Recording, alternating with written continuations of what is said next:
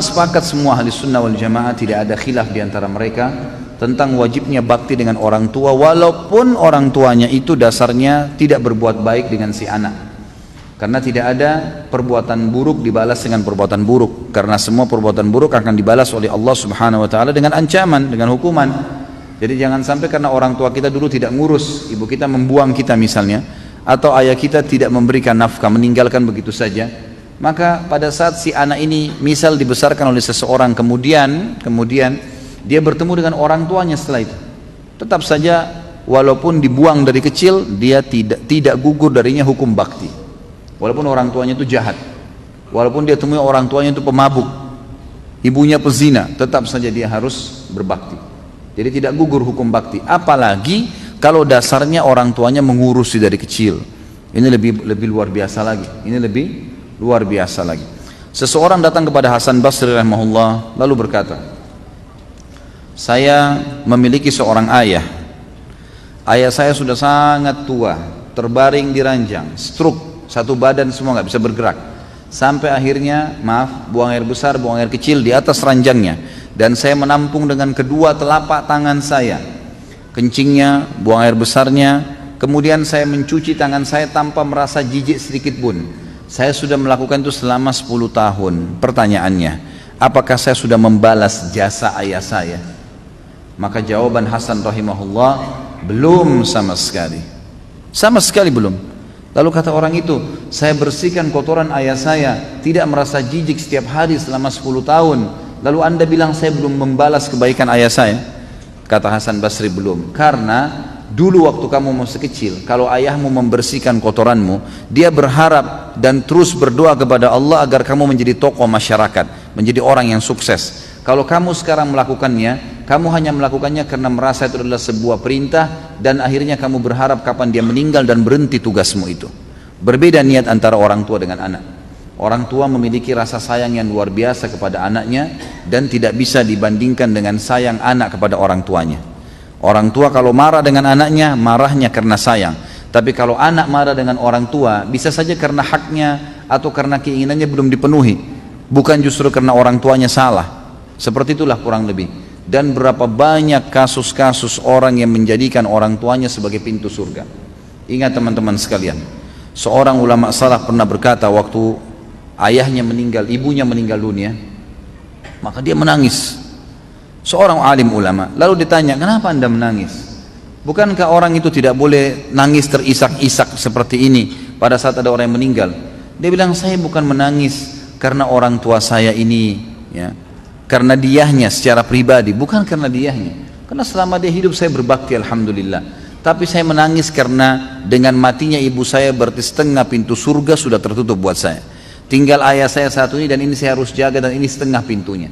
Dan betapa ruginya orang yang sudah meninggal kedua orang tuanya sementara mereka tidak berbakti padanya.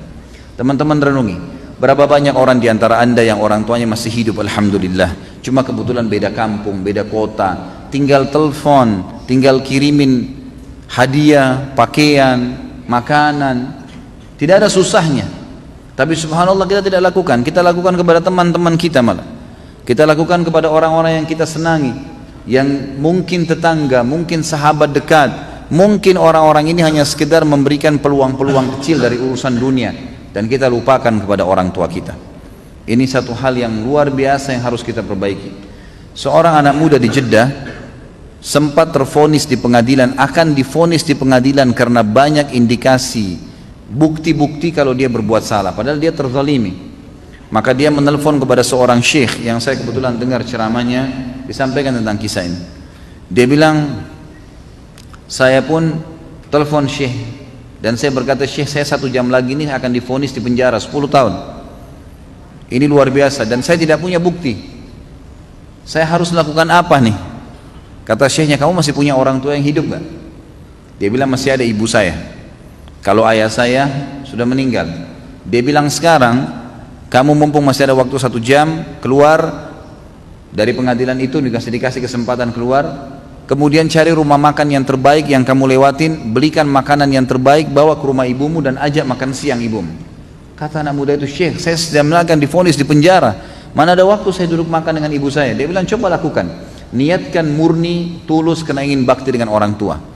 Maka anak muda ini pun melakukannya. Setengah jam kemudian kata syekhnya, dia telepon saya sambil bersyukur kepada Allah, alhamdulillah syekh, jazakallahu khair, semoga Allah balas anda dengan kebaikan. Saya baru ditelepon oleh pengadilan kalau saya tidak jadi divonis, dan ternyata ada orang lain ya yang melaporkan orang yang telah menuduh saya ini dengan kejahatan, dan banyak buktinya ternyata terbongkar semua, dia berdusta. Setengah jam saja. Kata syekhnya, kira-kira menurut kamu apa sebabnya? Dia bilang, syekh demi Allah, semenjak saya masuk ke rumah ibu saya dan saya bawakan makanan, ibu saya sambil menangis gembira karena saya berikan makanan. Kemudian dia bilang, mendoakan saya, nak semoga urusanmu mudah. Padahal ibu saya nggak tahu masalah saya. Semoga urusan mudah, semoga kau panjang umur, semoga kau begini. Selama setengah jam saya didoain terus sama ibu saya, dan saya merasa doa ibu saya lah yang membuat akhirnya saya selamat. Kata syekhnya, begitulah orang berbakti dengan orang tua. Jangan disia-siakan teman-teman sekalian. Antum ini di Jakarta banyak perantau, luar biasa. Begitu sudah mulai punya penghasilan, mulai punya motor, mulai punya mobil, yang dipikirin hanya istrinya, atau perempuan mungkin akhwat hanya memikirkan suaminya. Orang tuanya di kampung dilupain. Oh gampang, orang tua saya kan tidak pernah nuntut apa-apa. Emang orang tua nggak bakal nuntut.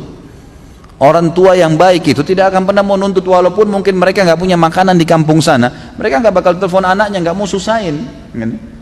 Tapi kitanya harus bisa pengertian. Ada syekh juga, seorang syekh di Jeddah, ini mungkin saya pernah ceritakan kisahnya, saya reviewkan kembali. Beliau lagi khutbah Jumat, dan kebetulan cuplikannya ada di HP saya, dikirim, sangat luar biasa, suaranya Masya Allah, bagus sekali kalau dia mengaji. Sampai masjidnya itu selalu penuh gara-gara suaranya. Dan memang dia juga kalau ceramah Masya Allah bagus. Banyak cuplikan ceramah dia, diantaranya dia cerita, dia bilang, saya lagi sholat, kemudian di rakaat kedua Jumat, tiba-tiba ada keributan di tengah-tengah saf di masjid. Habis selesai salam, saya lalu tanya, ada apa? Pakai mic. Mereka mengatakan, syekh ada satu orang tadi jatuh di sujud di rakaat kedua, di sujud pertama di rakaat kedua. Kata syekhnya, baik, berikan dia nafas, jangan didesak, dan bawa ke rumah sakit terdekat cepat. Lalu kemudian orang-orang pun membawa ke rumah sakit. Lalu dokter mengatakan orang ini sudah meninggal kurang lebih ya setengah jam yang lalu, tepatnya pada saat dia lagi sujud tadi. Maka syekh ini mengatakan, saya pun kagum, orang ini mati di hari Jumat lagi sujud, gitu kan? Mati hari Jumat ini ada hadis sahih menjelaskan kalau dia akan selamat dari fitnah kubur, gitu kan? Nggak ditanya lagi oleh malaikat siapa Tuhanmu, siapa nabimu, apa kitabmu, nggak ada fitnah kubur. Dan juga dia meninggal dalam keadaan sujud. Orang tahu ini adalah husnul khatimah, kebaikan insya Allah, gitu kan? Maka syekh ini mengatakan, saya tanya adiknya yang datang jemput jenazah kakaknya, dia bilang, ini kakak kamu datang khusus ke masjid saya karena mau ikut sholat dengan saya, dan saya merasa saya juga harus menghormati dia, izinkan saya memandikan, kata syekhnya. Kata adiknya, silahkan ya, karena ini laki-laki, maka dikatakan silahkan. Maka syekhnya pun memandikan. Kata syekhnya, di malam azza, di malam takziah pertama, saya lalu mengatakan, saya ingin tanya, setelah menyambut tamu segala yang datang, dia tanya sama adiknya, apa sih perbuatan kakak kamu ini sampai Allah tutup dengan kebaikan seperti ini? Kata adiknya, syekh, kami punya seorang ibu yang tua. Kami punya seorang ibu yang tua. Kami sudah meninggal, dan ibu kami ini, kami selalu berbakti. Semua kami anaknya 6 orang berbakti semua. Tapi kakak saya ini punya ciri khas tersendiri. Dia kalau datang, selalu dia yang paling pertama datang ke rumah ibu kami. Selalu kalau kami datang, kami temukan sudah ada. Kemudian dia yang selalu menyisirkan rambutnya, dia selalu yang menyiapkan samponya, sabunnya, bajunya ditata rapi. Padahal laki-laki, diurus semua. Ibu itu, padahal ibu ini tinggal serumah sendiri, anak-anaknya sudah rumah tangga juga, tapi tiap hari mereka lakukan itu. Dan kami selalu didahului oleh dia, sampai hal kecil, sampo dan sabun pun selalu saya dibelikan sama dia. Dari hal-hal kecil, sisirnya patah sedikit dibelikan yang baru, selalu rambutnya disisirkan, pakaiannya dirapikan, dia urus benar. Kata syekhnya, pantas Allah tutup dia dengan kebaikan, pantas Allah tutup dia dengan kebaikan. Teman-teman, jangan sia-siakan waktu. Kalau orang tua masih hidup bakti, sedangkan sudah meninggal saja, kita masih bisa berbakti dengan mereka, dengan mendoakan, dengan bersedekah buat mereka, dengan